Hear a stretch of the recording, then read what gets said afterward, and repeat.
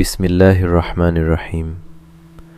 কানআনের নীরব রাত্রি, আকাশ ভরা অসংখ্য তারা। ছোট্ট ইউসুফ আলাইহিসসালাম ঘুমিয়ে আছে।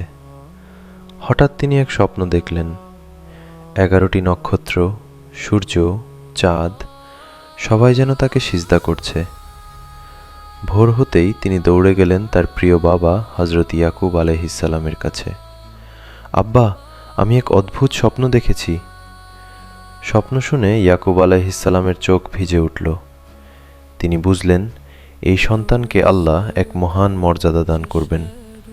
কিন্তু তিনি সতর্ক করলেন, বাবা, এই স্বপ্ন তোমার ভাইদের বলো না, কারণ হিংসা মানুষকে অন্ধ করে দেয়। ইউসুফ আলাইহিসসালাম ছিলেন সবার থেকে আলাদা, নিষ্পাপ, সুন্দর, নূরের মতো চেহারা। আর এই সৌন্দর্যই হয়ে উঠল তার পরীক্ষার কারণ। একদিন ভাইরা পরিকল্পনা করল, চলো ইউসুফকে দূরে নিয়ে যাই। খেলার কথা বলে তাকে নিয়ে যাওয়া হলো মরুভূমির পথে, তারপর একটি অন্ধকার কূপ। ছোট্ট ইউসুফ চিৎকার করলেন, ভাইরা! কিন্তু কেউ ফিরে তাকালো না। তাকে ফেলে দেওয়া হলো গভীর অন্ধকারে। চারদিকে শুধু অন্ধকার, নীরবতা, একাকিত্ব। তবুও সেই কূপের অন্ধকারে আল্লাহর পক্ষ থেকে সান্ত্বনা এলো।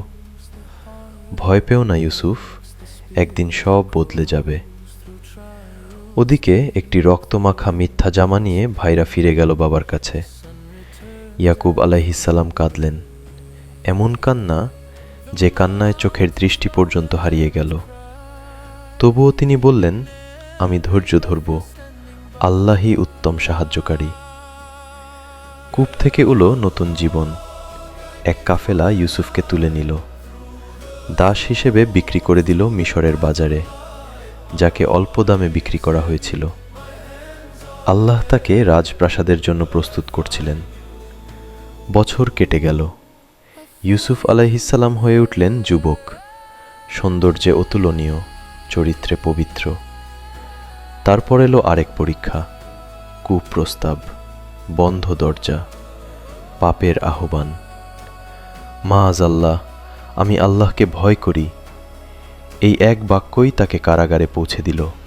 কারাগারের অন্ধকারেও তিনি আলো ছড়ালেন, মানুষকে আল্লাহর পথে ডাকলেন, স্বপ্নের ব্যাখ্যা দিলেন।